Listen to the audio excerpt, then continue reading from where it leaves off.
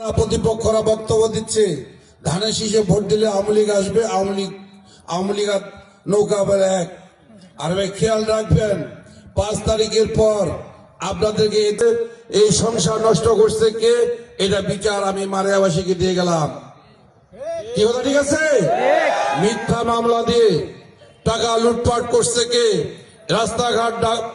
রাস্তাঘাট দখল করছে কে, করে নাই।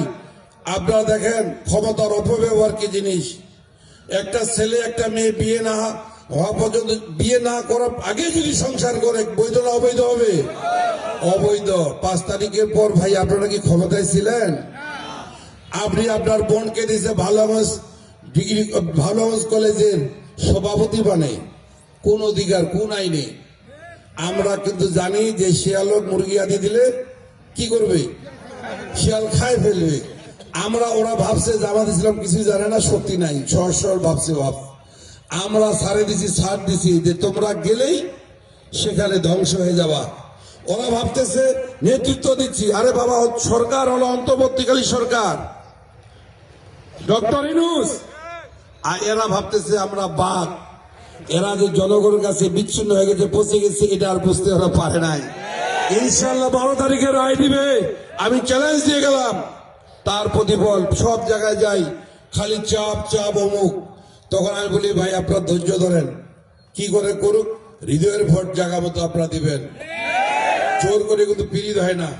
তাই আমি প্রতিপক্ষ ভাইদেরকে এ যাবৎ একটু পায়তারা করতেছে, সেটা ভোট হলে একটু হতে পারে, কিন্তু বড় ধরনের কোনো আশা করিয়েন না।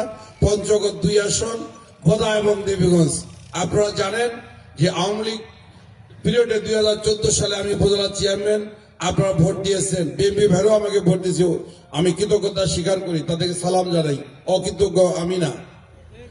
সবাই আমাকে ভোট দিছে, সব বড় বড় লিডার গুলো বিরোধিতা করছে। আলহামদুলিল্লাহ আপনার ভোটার গুলো আমাকে ভোট দিচ্ছেন, 28,500 ভোটে আমি বিজয় হয়েছি। কিন্তু বেসরকারি ভাবে, সরকারি ভাবে রায় দিচ্ছে 12,500 ভোটে, তাও শুকরিয়া। রাত 12 একটাই রেজাল্ট নিতে হয়েছে, কিন্তু আপনারা সেই লিডার গুলো কিন্তু আর নাই। আর ফরাদ ভাই, আমি পাওয়ার কতটুকু গভীরতা সব জানি। এটা শহরের আর গ্রাম ডিফার আছে। আমি যদি শহরের মাস্টার হলে গ্রামে আসলে তো 1 কিলো কট খাবো না, এটা বলে দিতে চাই। এখানে টাইম নেই ভাই, খোলামেলা আলাপ আমার। আপনারা ভোট দিবে মারিয়াবাসী কেন, আমারও মা বোন বউ বাচ্চা ভোট দিবে ধানের শীষে, আমার আপত্তি নাই। কিন্তু একচুল অন্যায় করবেন, অন্যায় প্রতিবাদ আমরা সবাই ঐক্য হয়ে তার 20 দাঁত ভাঙে দেবো। যে যেখানে যেটা করবো না কেন আমরা মাফ করে দেবো না ইনশাল্লাহ। আমরা কিন্তু ধৈর্য ধরতেছি, কি কারণ মাঠ আমাদের ফেভার, আমরা আর উত্তেজিত